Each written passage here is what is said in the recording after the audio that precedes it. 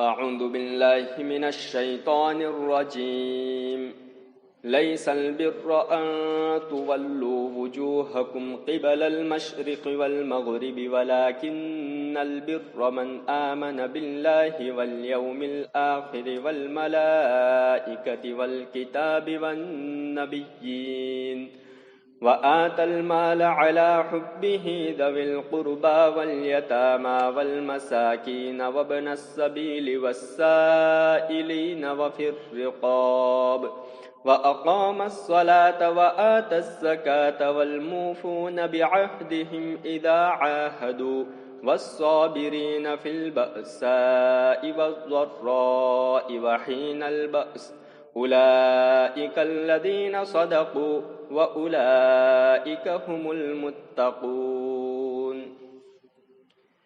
محض اپنا رخ پورب یا پچھم کی طرف کر لینا نیکی نہیں ہے، بلکہ نیک وہ ہے جو اللہ پر، آخرت پر، فرشتوں پر، آسمانی کتاب پر اور پیغمبروں پر ایمان رکھے، اپنا محبوب مال قرابت داروں، یتیموں، مسکینوں، مسافروں اور مانگنے والوں پر، نیز غلاموں کے آزاد کرانے میں خرچ کرے، نماز قائم کرے اور زکوٰۃ ادا کرے، جب وعدہ کرے تو وعدہ پورا کرے، تنگ دستی، بیماری اور جنگ کے موقع پر صبر سے کام لے، یہی لوگ اپنے ایمان میں سچے ہیں اور یہی تقوی والے ہیں۔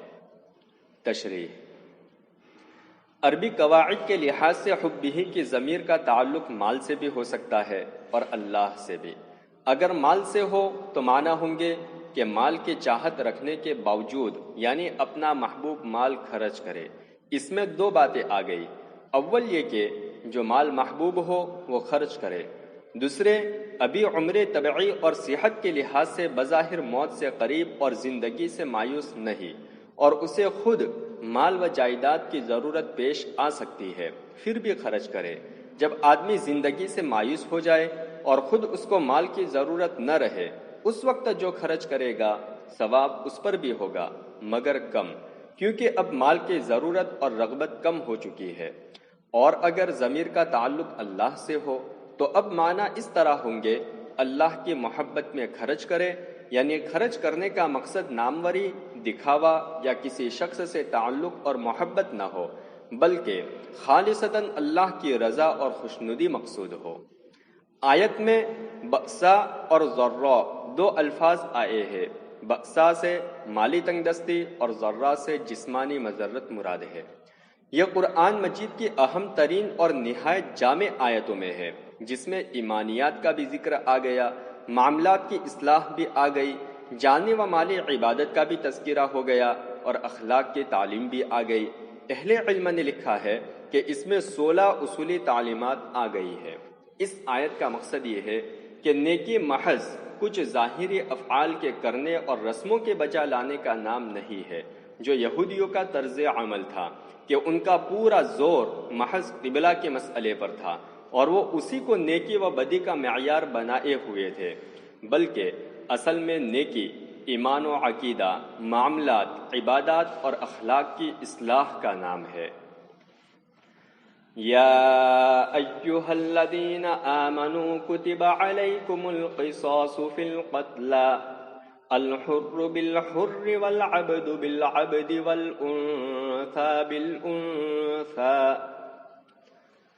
اے ایمان والو، تم پر مقتولوں کے بارے میں قصاص فرض کیا گیا ہے، آزاد نے قتل کیا ہو تو اس آزاد سے، غلام نے قتل کیا ہو تو اس غلام سے، اور عورت نے قتل کیا ہو تو اس عورت سے بدلہ لیا جائے۔ تشریح: قتل عمد یعنی جان بوجھ کر قتل میں قصاص واجب ہے۔ قصاص کے اصل معنی برابری کے ہے، یعنی قتل کے بدلے قتل۔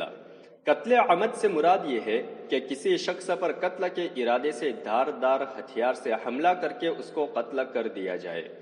ایسی صورت میں جہاں اسلامی حکومت ہو وہاں مقتول کو حق ہے کہ عدالت کی وساطت سے قاتل کو قتل کر دے، قانون کو اپنے ہاتھ میں لینے کی اجازت نہیں۔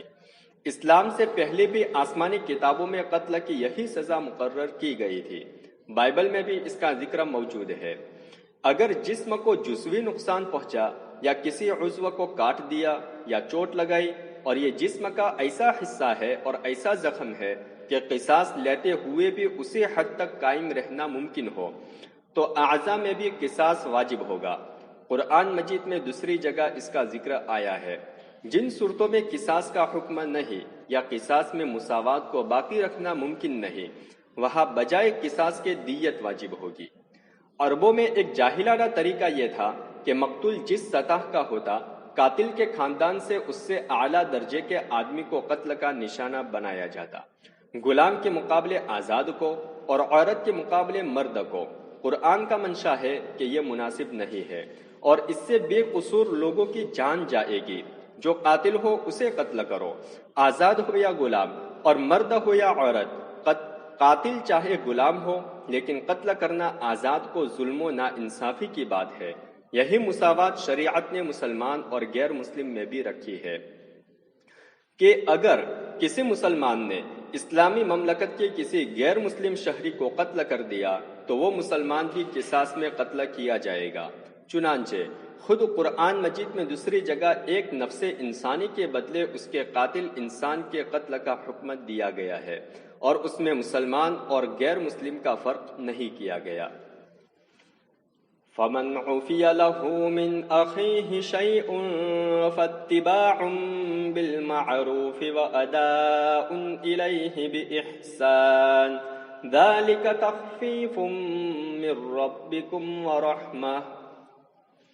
پھر جس قاتل کو اس کے بھائی کی طرف سے کچھ بھی معاف کر دیا جائے تو مناسب طریقے پر مقتول کے ورثہ کو خون بہا کا مطالبہ کرنا چاہیے، اور قاتل کو بھی بہتر طریقے پر ادا کرنا چاہیے۔ یہ تمہارے رب کی طرف سے آسانی اور مہربانی ہے۔ تشریح: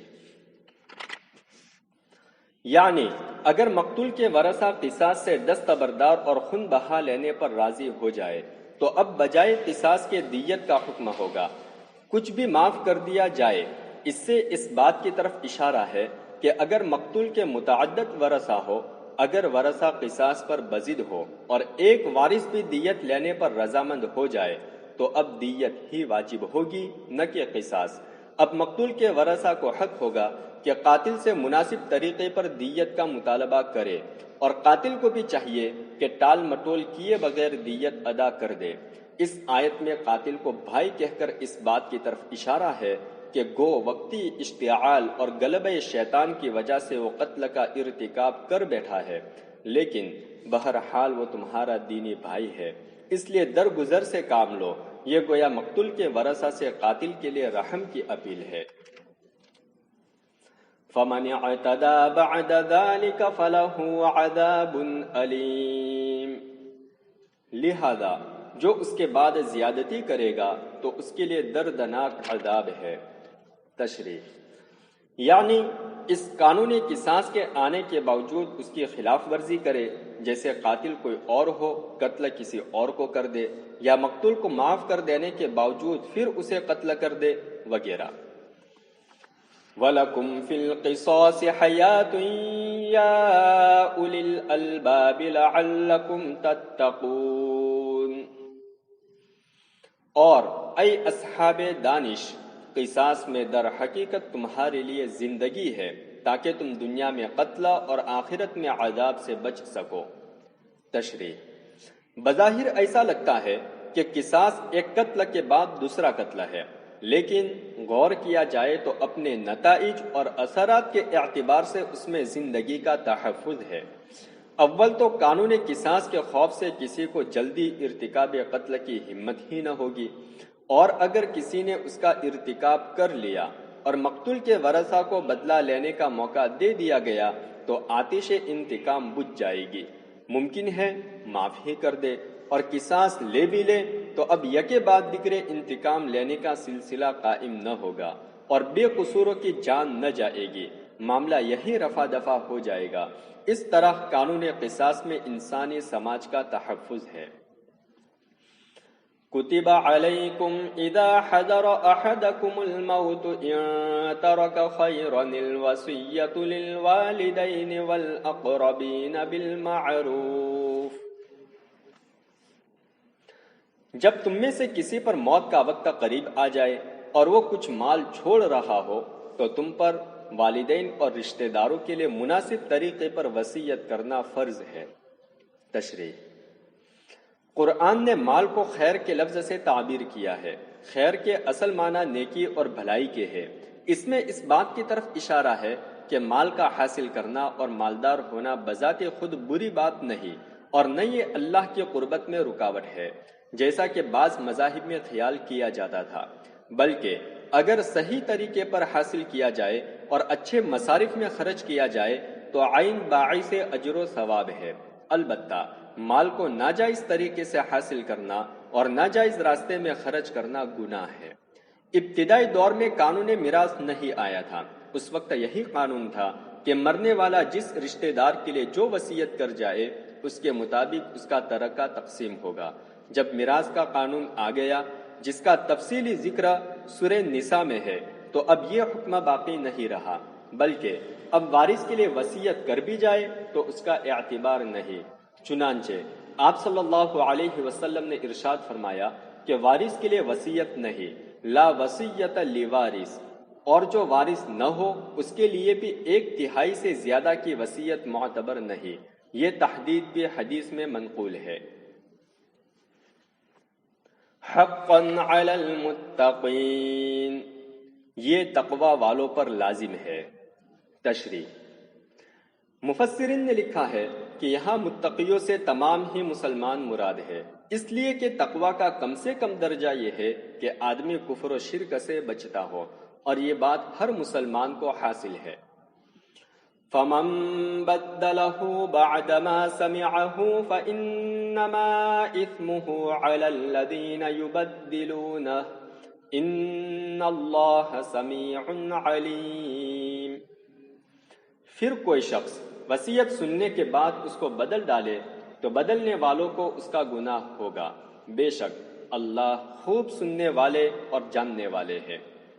تشریح: یعنی مرنے والے نے جو وصیت کی ہے خدا نے اسے سن رکھا ہے، اور وصیت کے گواہ وصیت میں جو الٹ پھیر کر رہے ہیں خدا اس سے بھی خوب واقف ہے۔ فَمَنْ خَافَ مِن مُوصٍ جَنَفًا أَوْ إِثْمًا فَأَصْلَحَ بَيْنَهُمْ فَلَا إِثْمَ عَلَيْهِ إِنَّ اللَّهَ غَفُورٌ رَحِيمٌ۔ البتہ جس شخص کو وصیت کرنے والے سے غلطی یا گناہ کا اندیشہ ہو اور وہ ان کے درمیان صلح کرا دے تو اس پر کچھ گناہ نہیں، بے شک اللہ بڑے بخشنے والے نہایت مہربان ہے۔